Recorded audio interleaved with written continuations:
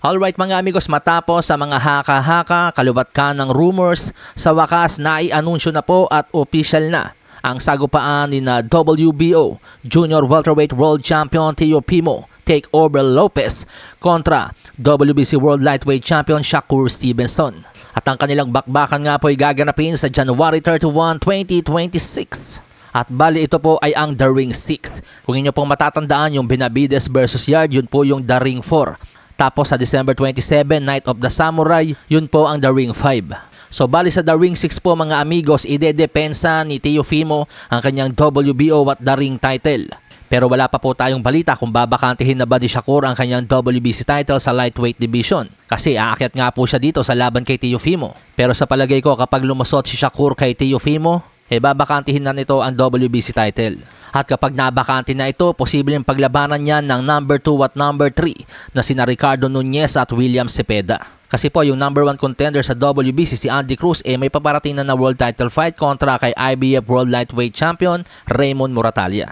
Samantala sa iba pang balita, mali tayo ng inakala. WBA Interim Bantamweight title ni Nonito da Filipino Flash Donaire hindi in-upgrade ng WBA. Sa halip, ibinalik kay Seiya Tsutsumi ang pagiging WBA World Bantamweight Champion. Matatandaan kamakailan naglabasan ng mga balita na dahil dineklarang champion yung recess na si Antonio Vargas, in-expect ng karamihan na i-upgrade ng WBA ang interim title ni Donaire.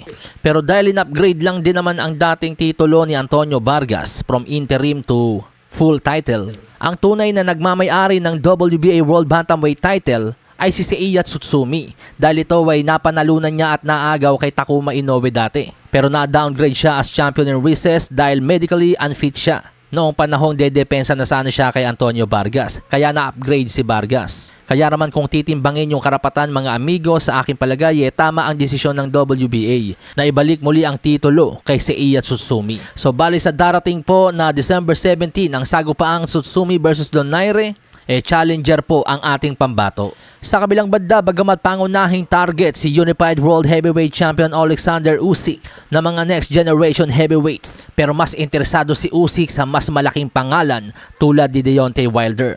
Kamakailan matatanda ang mas minabuti ni Usyk na bakantihin na lang ang kanyang WBO title kaysa dumipensa sa hindi pa ganong kapatok na pangalan na si Fabio Wardley. Hindi naman po natin masisisi si Usyk dahil sa edad niyang 38, mas makabubuti sa kanya na piliin ang mga laban na mas may pinakamalaking bayad, gaya ng laban kay Wilder. Ani Usyk sa panayam patungkol kay Wilder, "This is world champion guy. This is very famous guy.